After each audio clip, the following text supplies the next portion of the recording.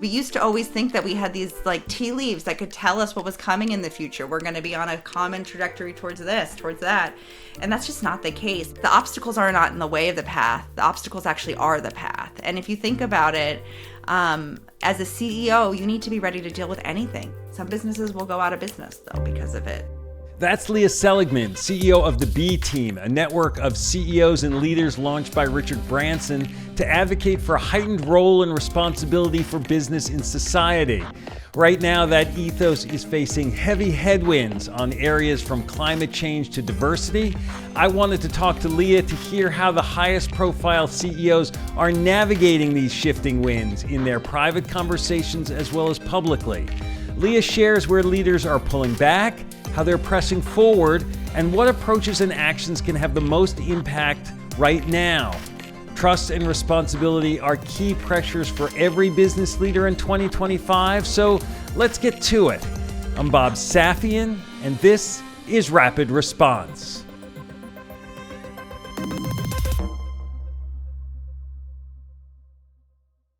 I'm Bob Safian. I'm here with Leah Seligmann, CEO of the B Team. Leah, thanks for being here. Thanks so much for having me. It's great to see you. Yeah. So the B Team was founded by Sir Richard Branson. That's the B, a decade or so ago. And I remember when it came onto the scene advocating a sort of a better way to do business for the well-being of people and the planet, if I have that right. It was kind of this wave of like business as a vehicle for social good and social impact and environmental impact. Recently, and particularly in 2025, this ethos has sort of been under pressure. And I'm curious how surprised you've been by that. Has the organization been by this kind of change of mood, of tone? I think that the writing was on the wall for a while around a change of mood and a change of tone on these different topics, but it's powerful and it's like a tidal wave. And I think the feeling of CEOs is that we really need to kind of re-own the narrative, re-own why we're doing these things, because they're good for business, they're good for our people, they're good for our communities, and get away from a lot of the narrative, the language, and the programs that sort of left people behind. Yeah, I mean, my private conversations with business leaders and CEOs, they're kind of struggling about how to navigate this sort of new and really shifting almost every day landscape. Yeah, no, it's been a fascinating year, and we've had a lot of conversations with the B Team Leader Group. So I get to work for this amazing group of global leaders. Half of them are from the business sector, half of them are from civil society, but their focus is really how do we transform business? And I think we were all a little shell-shocked at the beginning of the year and seeing all of these things that we've seen as wins, ways to operationalize this type of rhetoric.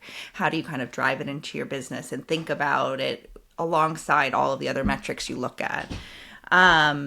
And when the attack started happening, not just sort of the little bits of you're woke or you're not woke or whatever, but these really strategic, well thought out, systemic attacks on the legal system, the legal underpinnings of this work, and then sort of the vicious escalation of social media mobs going after CEOs. To have that happening and have CEOs really scared and unsure of what they can say or what they can do. And I think what we've been spending the last couple of months on is thinking about how do you kind of retake that and go to the things that are you really have license to speak about and get a little bit away from a CEO has to stand up for everything all the time, which really was the place that we were a couple of years ago.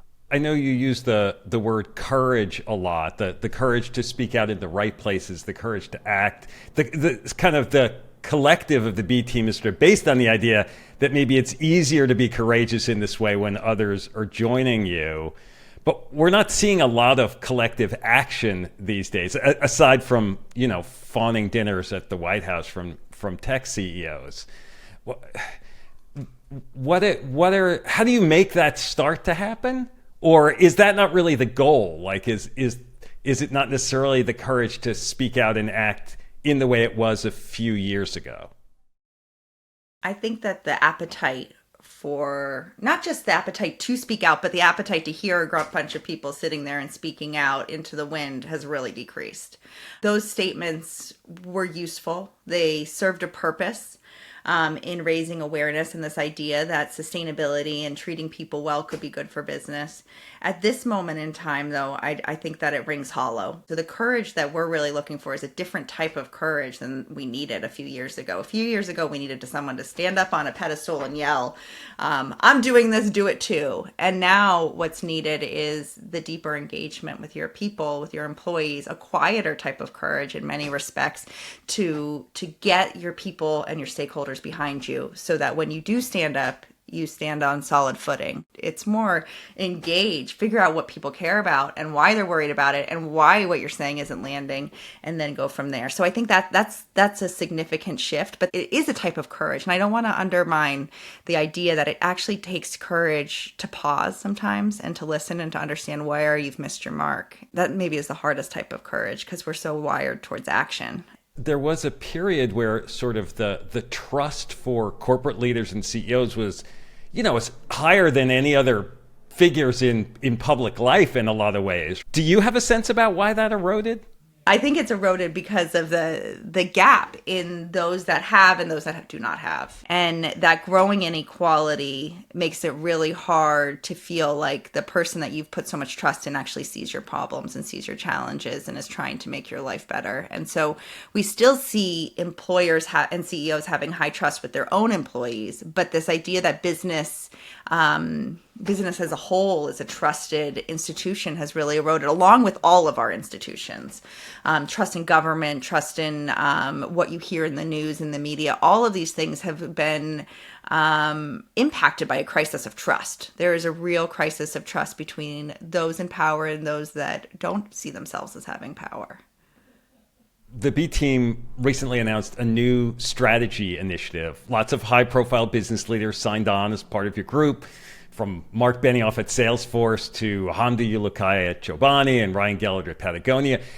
Can you explain what the new strategy is? What's changed? Is this what you mean when you're talking about sort of being quieter in some ways? When and where we speak is definitely a huge piece of it, but I think the biggest piece is the pace. Because it used to be that you would have one major thing happen and everybody had time to get riled up and create sort of opposition and drive things forward and create coalitions. And now we have multiple times a day things that are coming out that are shifting the landscape, and we need to be much more aware of and able to respond to the context that we're in. And so the outcomes, the long-term goals of the B team remain the same. How do we catalyze business to be a force for good in the world? That's the same. But now we're in a moment where every single day you have massive changes. We're in the middle of a planetary crisis where supply chains are being disrupted, everyday lives of people are being disrupted. You have massive weather events happening at a speed and scale we've never seen or heard before. We have geopolitical shifts. And then the last piece is we're in the middle of this incredible technology revolution. And we, technology isn't good or bad. Technology is potential. It's the opportunity to go after something and do it differently. And we have businesses really trying to figure out how do they harness the power of AI and minimize the downsides that can come from misinformation and all of these other pieces that are also associated with something that could be completely game changing. And so what we at the B team decided is that we needed to get very clear on our values, very clear on our outcomes that we were going for, and be much more nimble in our approach to design things where there's openings, where there's gaps, where can the B team come in and initiate or catalyze something, where are there multiple fragmented efforts happening that we could help weave things together and kind of support. And honestly, how can we stop being just sort of a group that does a statement every 6 months and turn into a group that's actually catalyzing real change? Let me have you sort of take me through each of those three forces in the areas. Maybe we can dig into them each more. So first, climate. So we've seen companies make climate pledges every 6 months or whatever, not always delivering. We've got a U.S. administration that seems actively hostile to climate action. So what do you do? Like what advice do you give to leaders who want to act and act boldly maybe, but maybe face skeptical board or shareholders, or where you're getting on the wrong side of the Trump White House? Like, where are there specific things where like this is the opportunity? So on climate, I think the number one thing just to throw out there is that most leaders that act on climate see it as in their business interest. It's not necessarily something to tell a good story about. Like, yes, we don't want to all be baking the planet. Yes, we depend on a living, healthy planet for everything we do. And there's sort of a realization that this is actually material to your business, regardless of what business you're in. You either have headquarters or a server or employees that like to breathe clean air. Like regardless, you can find an anchor into this. I think the shift is when and where you talk about things and how you push it forward. But business leaders that stick to the fundamentals of why we have to deal with climate, that doesn't change with political cycles. The fact that your supply chain is going to be disrupted, that doesn't shift with who's in power politically. It is what it is. That's where we need business leaders to step up and lean in, but also to remember that the reason they got into that game wasn't because they thought it was like going to be a nice PR story. You got into climate because you had to. And if you're like an automaker and you've been sort of investing in electric vehicles, but now there's kind of resistance to the idea of that. Like, what is smart business in that environment? Is it smart to sort of, I'm going to stick with, electric vehicles, or I'm going to pull back on it a little bit? I think it's about weighing that short term and the long term. An electric vehicle company without the infrastructure to support electric vehicles that comes from the government, so much of this isn't enabled by the government, is really difficult. So in the US context, it's challenging, but it's also where markets are moving. And if you think about this globally and all of the places that auto companies want to be selling, and where that innovation might not be happening in the US, but it's certainly happening in Europe, it's happening in China. And many of these companies are serving multiple political regimes all at once. And so I think the thing that's really struck me in all the conversations with the leaders is sitting in the US, I feel like we're the center of the world here, and everything that we do is all that, right? But when you get onto these calls, and we had one just last week with leaders from around the world, and they're sitting there like, this is what's happening in an African context. This is what's happening in an Asian context. And you realize the world is big. And so if innovation isn't happening in one specific spot, it doesn't mean that it's not happening elsewhere. And so for a lot of these companies that have heavily invested in new technologies that are being rolled back with the new political regime in the US, it's a question of whether or not you got into that strategy just to get a tax credit in a couple of years, or whether you got into it because you felt like that was the direction of travel. And if you felt like that was the direction of travel, you just are thinking differently. You're biding your time. You're building up different pieces of those capabilities. And when the moment of opportunity and context hits your product, then you're ready to roll. All right. Let's try talking about geopolitics. We've seen a lot of trade disruption. There are ongoing armed conflicts around the world. What's the appropriate role of corporate leaders in these realms? Like, should they be assertive in engaging with governments, or do sort of tariff disruptions make businesses more vulnerable and less empowered to act with courage? I think that most business leaders actually take the chaos with the tariffs and everything as a signal to just wait and see and batten down the hatches a little bit. And that is a natural response in a moment when there's so much riding on business being a force for stability and peace. It's not necessarily the right response. And so for me, and I think for a lot of the B team leaders, it's not necessarily about standing up and yelling about everything, but really digging deeply and engaging with different people across all political spectrums, and understanding, if they understand how it's impacting your business and the unintended consequences of some of these policies, and where the government can be a real partner in growing your business, and where you need to really be able to go it alone. I've been thinking about, like, when Sir Richard launched B Team, I'm sure he wasn't anticipating like trade wars at this level, right? I mean, it just wasn't on the radar at that point.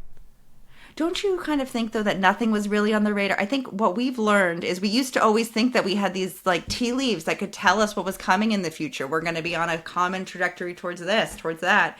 And that's just not the case. And something that the leaders have been playing, we've been playing around with this quote a lot this year. I think we stole it from a headline or something. But it's the obstacles are not in the way of the path. The obstacles actually are the path. And if you think about it, as a CEO, you need to be ready to deal with anything. You need to be ready to navigate anything. And so how we navigate those obstacles is the bigger issue. And the geopolitics is, it's so fraught right now. Some businesses will go out of business, though, because of it. This pressure that's on CEOs, like, I could see them needing each other or wanting to turn to each other more than ever to sort of work through how they think about this. I mean, is that happening more, or are they uneasy about sort of admitting to each other that this stuff has gotten so obstacle ridden?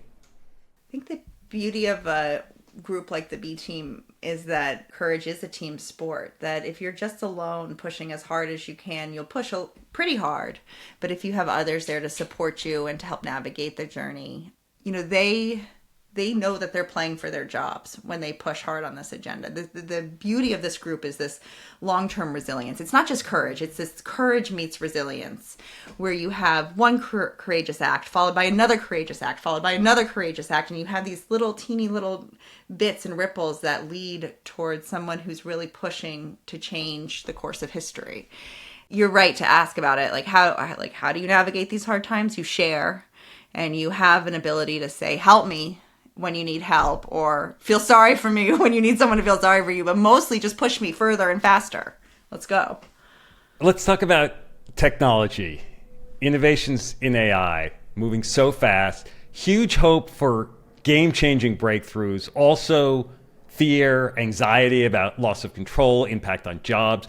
Where are you? Where is the B team on this sort of optimism, fear spectrum? I guess I would say that we're like totally up on both. So the optimism is here for such good reason. I mean, with AI, we have the ability to completely democratize information and learning and skill training, and to use resources so much smarter than we ever have used before. So there's tremendous potential, and I really don't want to underestimate that potential, because that potential is why we also need to talk about what is the ethical and humane use of these technologies? How do we think about digital and global governance? How do we think about integrating AI into our workforces in a way that doesn't replace people but augments people? That is going to be the sort of just or unjust transition of our time. This is the moment when we have a couple of minutes, really, for business leaders and government leaders to come together and think, how do we really use this technology to all of its positive and minimize the downside.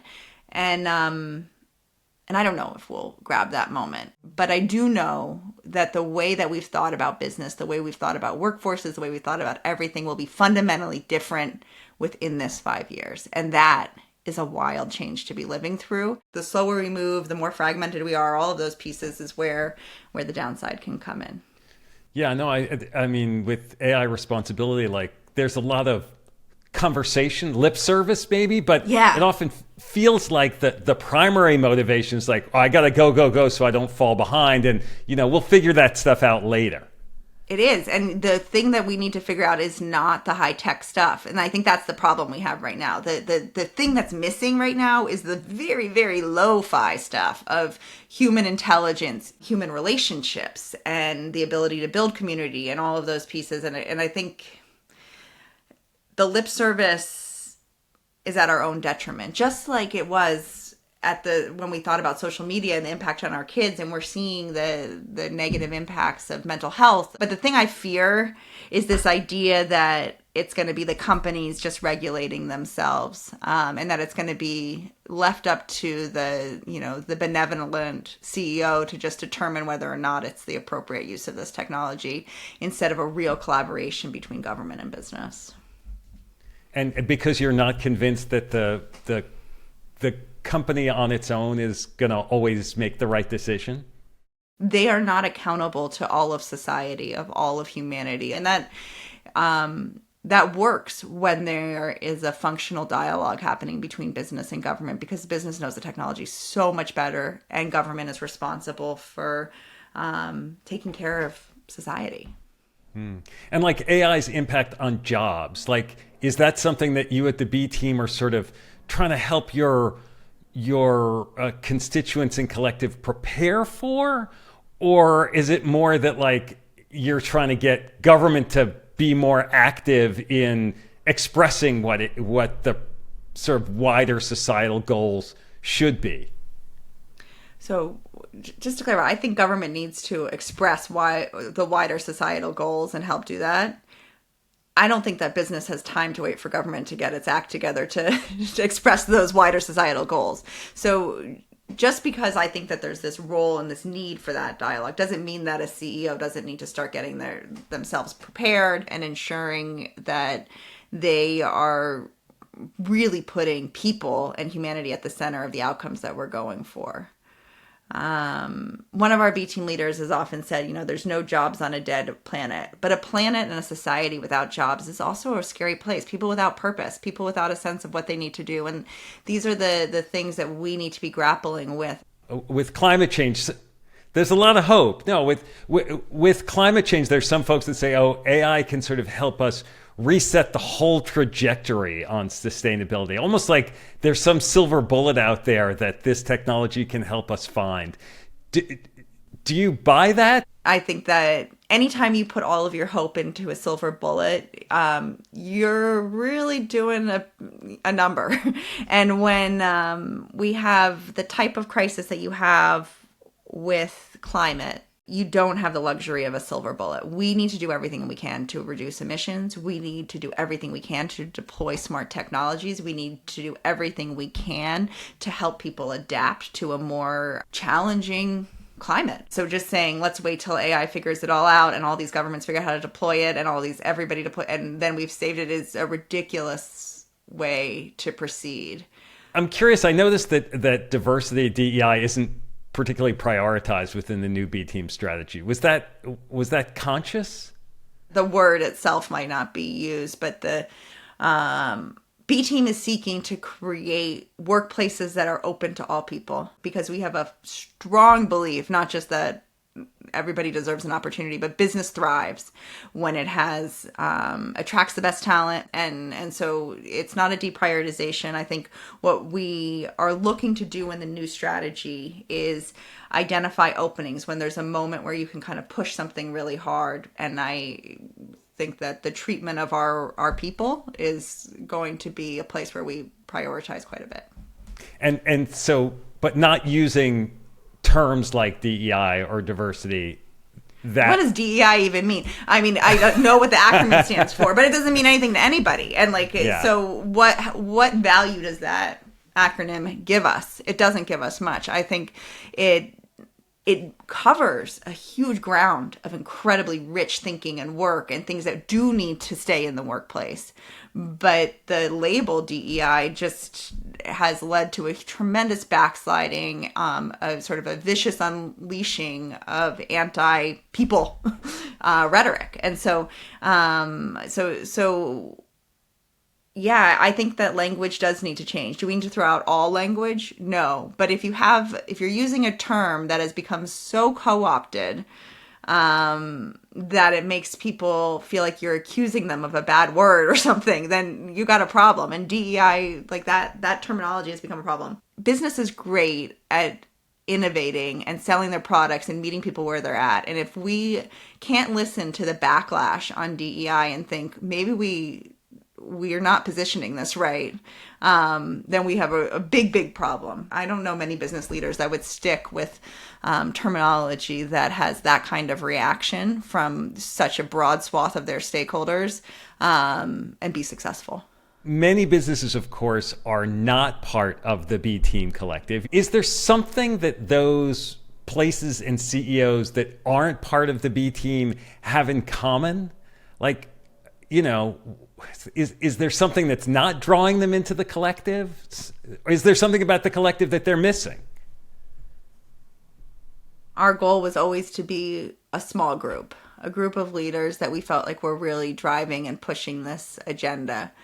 The agenda is meant to be a broad agenda that can invite anyone in wherever they are. But the selection, that little cohort of 33 business leaders, is not meant to represent everyone. It's meant to create a space where everyone feels like they too could try to drive their business in a way that's good for people and good for the planet.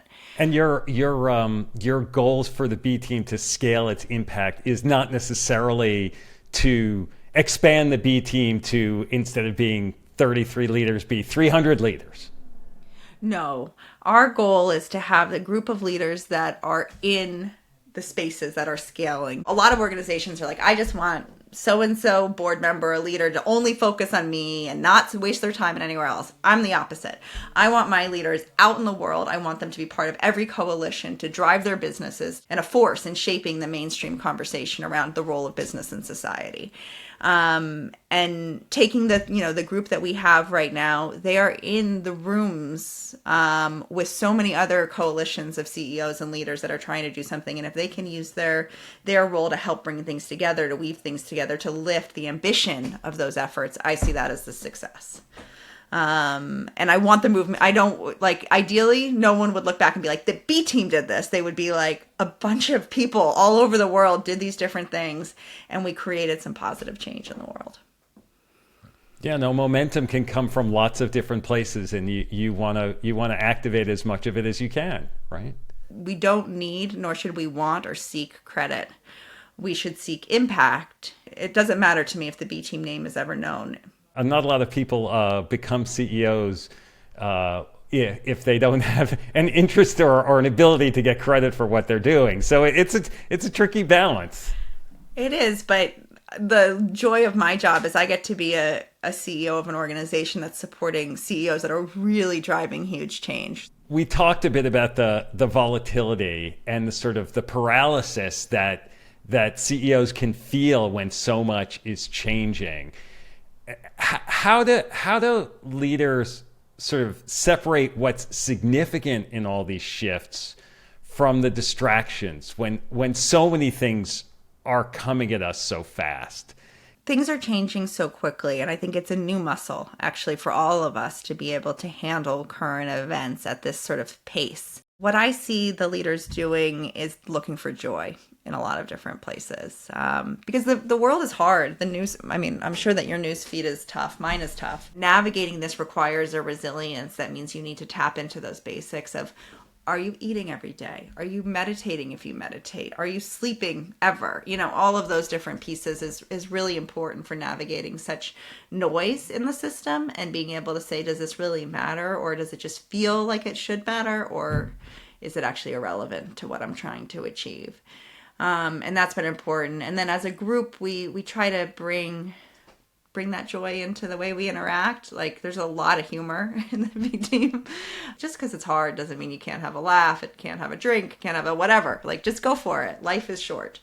And that helps, I think, deal with some of the challenges that they're facing. There's never been more momentum for this agenda than there is today. There's never been more people thinking about how do we create a world that's good for people on a healthy planet than we have today. And it gives me real hope. Amen. Amen to all that. Well, thank you so much for sharing and for getting together and chatting. It was so nice to meet you. Thank you for having me. Listening to Leah, it's like being inside the head of a CEO in 2025. You can hear the swings between hope and worry. As she says about AI, you need to be totally focused on both the optimism and the fear. I've persisted as a business journalist because I fundamentally believe that business can be a vehicle for progress and positive change. The motivation behind the B team, it's similar to my own. I felt some pride when business leaders step up with courage to do what's right, even if it might cost shareholders some near-term wins. But I'll confess dismay at overreaching and performative choices by CEOs to talk about responsibility as a leader and then only apply that responsibility when it's good for your stock price. That's not really courage. Today's environment is tricky, in part because we're so disconnected from each other.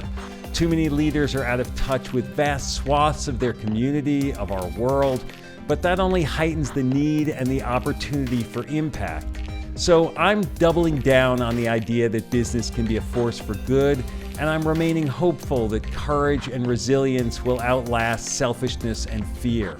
It's the way I want to live, and it's the world I want to be in. I'm Bob Safian. Thanks for listening.